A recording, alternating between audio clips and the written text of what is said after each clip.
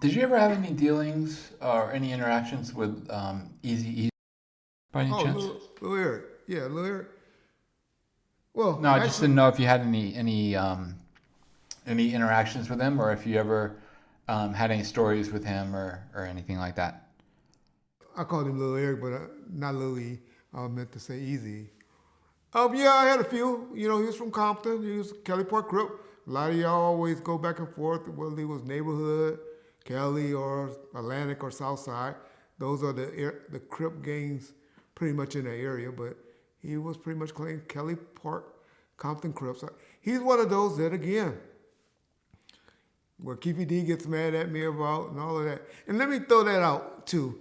In the last comment section, a lot of y'all, when I said Keefy D was no longer with us, what I meant, not that he was dead or anything like that, that I didn't have anybody to tap at and go back and forth with because Keefy D is not here to help us give us content to go back and forth with. Not that he's dead. But I know a lot of y'all was disappointed with me and said, Red, nigga, you said Keefy D was going to be arrested by the end of the year. And that ain't what I said. I said they were stepping up the investigation, and I believe he will be arrested by the end of the year, which we all know didn't happen. But I'm still not saying that the investigation is over, and I'm still not saying that he won't be arrested. So let's take this opportunity right now to reset the dates, because I know all of y'all did up until this year. For any of y'all that want to participate, it's still there. That option's still there. So if y'all want to post the date for this year, or y'all gonna say Red just full of shit and it ain't gonna happen, and then one day we'll be able to sit here and laugh and say, y'all were right. But what did that nigga do after that? Huh? What'd he do? He ain't did shit. Been quiet as a church mouse. Ain't saw that nigga. Have y'all saw any sightings of him? Heard anything? Don't y'all know that the way people like to recycle interviews, that he would have been on one of these shows, Vlad, Cam Capone, somebody's show by now. Shit, even Johnny reached out. Johnny even said, fuck you, Reggie. This is my channel. I'll get some views off of that fool. And he even reached out to him and he was like, nah, I pass. So I tell y'all, if it didn't do nothing, they got him off the internet because his lawyers gave him some good advice. Shut the fuck up. But yeah. Get back to the question. Easy, like we said, we worked the Cowers and Compton video shoot. My dad is the one that ran that actually through the city for the police department. Met him on that set and saw him a few times there. Y'all got to remember, as cops back then, a lot of the younger cops like I was back then didn't really too much care for him. I did, but my boys, the guys that was close with me, because he was still known for NWA success and the fuck the police type music and stuff like that. And so a lot of the cops had problems working it. But my dad was always the type of cop that, hey man, as long as niggas trying to do right, people trying to do right, they gonna get a break from me. They gonna get love, and Eazy and them was doing right, and so he put a crew of his loyal guys together, and they worked security, and they did a lot of good shots, in Compton. So met him during that time. He lived actually, he's a little older, he's about 8 years older than my wife, but their backyards will coincide with each other. And so their family, the Guillerys, which they actually grew up in the in-hood area, they were actually tight with Eric and their family. I get questions a lot from some people that don't really know much about Reggie Wright, which I understand, I get it. Is Eazy and I are related because we have the same last name. Well, no, my running joke when I ask that question, I always say, no, our ancestors just had the same slave owners. Which y'all don't know, that's where a lot of the blacks that don't still have their African names, they get their names from the the slave owners that they had back in the day because they lived on that on their farm or their house or their territory. And so that's how some people still carry their last names. That's why a lot of the people change their names back to the African names. And you get the Muslims big on that, where they change their names because they always said that that's their slave owner name and not their, their original names. So no, Eazy E and I are not related. But Eazy was a role model in Compton. He was one of the first popular people that went, I don't want to say worldwide, but I should, but at least nationwide, and put Compton on the map. NWA, I think, is known for that, other than, the athletes that eventually came from it that made it proud to be from Compton. That's when your Serena Williams and Tiger Woods and your DeMar DeRozans and your Anthony Andersons and all of them. Now I want to say they from Compton prior to Eazy and NWA putting Compton on the map as they did. People didn't brag about being from Compton. A little trivia question, y'all don't know. Even y'all first George Bush Sr., well, he's not actually a senior because I think they changed their middle names, but the first president, George Bush, he lived in the Santa Fe Gardens, which is the 500, 600 block of South Santa Fe Avenue. And while he was going to Compton Community College, doing a summer program. And so, yeah, Compton had some history, but shout out to Eazy for helping getting Compton out there and known for other than, y'all say, a corrupt police department and gang violence. Yeah, that's all I can really honestly say about Eazy E. But the thing that I wanted to touch on, just to clear up other rumors about Eazy, and the reason why I'm talking about Eazy so much because I do get asked comments in the comment sections a lot about any stories about Eazy.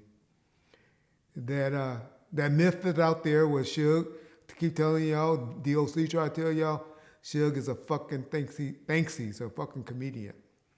When he made the crack or the quack or the joke about injecting Eazy E with HIV and all of that. Suge probably couldn't inject himself with diabetes medicine correctly. And so that's just him being funny. Suge wouldn't knew anybody or known anyone to walk around with a syringe with HIV in it and to get close enough to Eazy E to stick him. So that was just Suge trying to be funny. So let's clear that up. The part where Eazy E said, I'm still getting paid, or Dre Day is a payday for Eazy. Well, yeah, that's a little truth. The payment wasn't coming from Interscope or Death Row. The payment was coming from a company called Priority Records. Priority Records had to deal with Eazy E. Brian Turner was very, very loyal to Eazy E, NWA, not Ruthless, but NWA. But he had a great relationship with Eazy. He's the one that kind of really helped and gave them their break. And so what people don't know is when Suge got Dre out of the contract with Dr. Dre out of the contract with Ruthless Records or Eazy E, Brian and Priority had what they call an inducement letter, or a letter where they were going to forever be able to distribute anything done by Dr. Dre. And so even though Suge got Eazy to sign off of it, Dr. Dre to be released,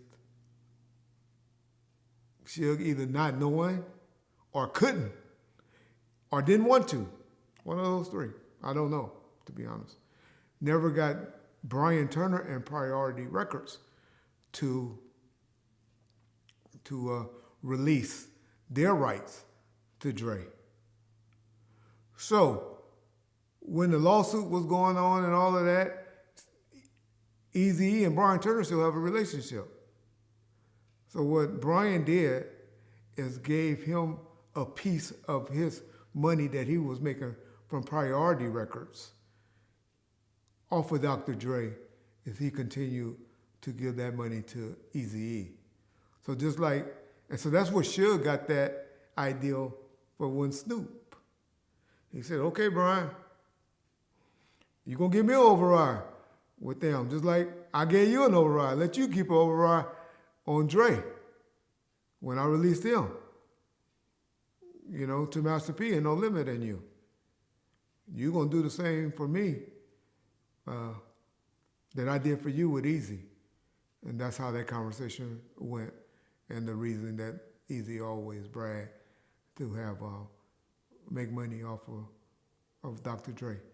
And even till today, I really believe that's why Dre never was so active on giving money or doing deals with, or doing record deals. Because even to this day, Priority Records, along with whoever Interscope is in business with, be it was Time Warner or eventually Universal, they always was distributed by Priority Records. If y'all look on the back of any albums that's considered Dre's albums, was always distributed by Priority Records. And yeah, and so that's another rumor that's out there, or a little known fact about Eazy E. Eazy E wasn't a gang member.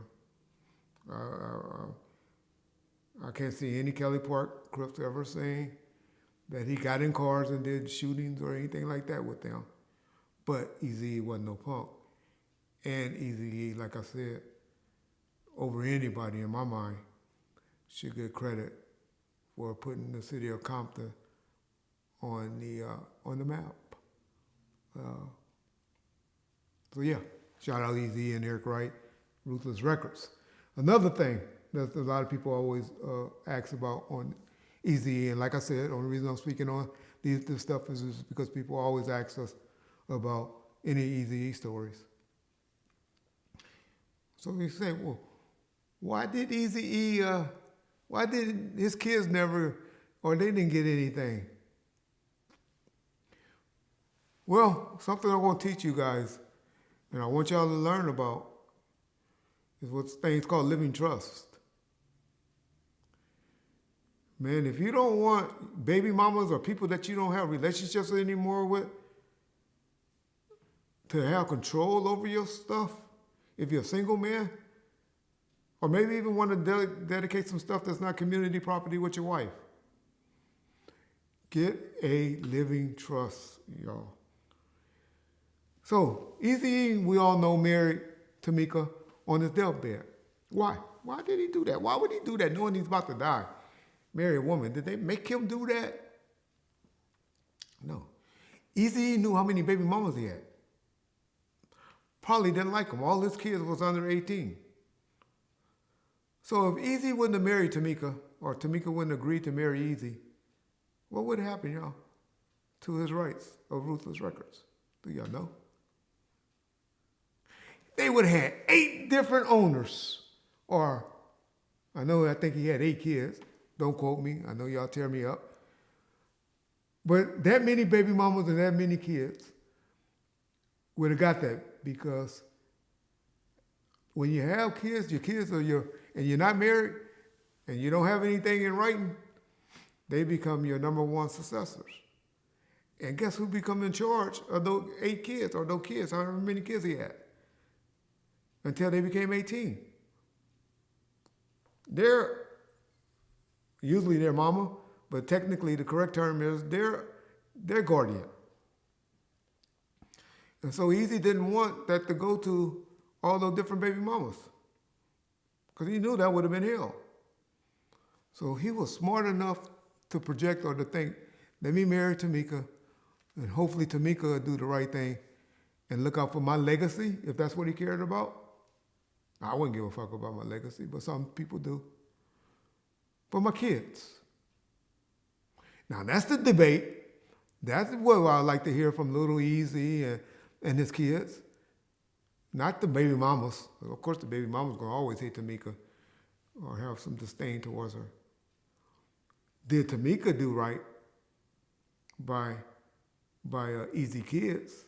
Because I'm sure that's the only reason he married her was do right by my kids, make sure my kids is good. I trust you to take care of my kids and not the different mamas. Where they would be all in a boardroom, couldn't decide shit. You know, I bring that up to say, why we always worry about Tupac and his issues and all of that and this stuff. But I know. I never get nobody questioning Tamika about did she do the right thing by Eazy kids. Or did she just take the conversation and say, just me and mine gonna do good. Don't take care of Tyson Bedford. That's too deep for a lot of y'all. Y'all don't know about that. But yeah. Yeah, so those are some of the things that I have about Eazy E. John.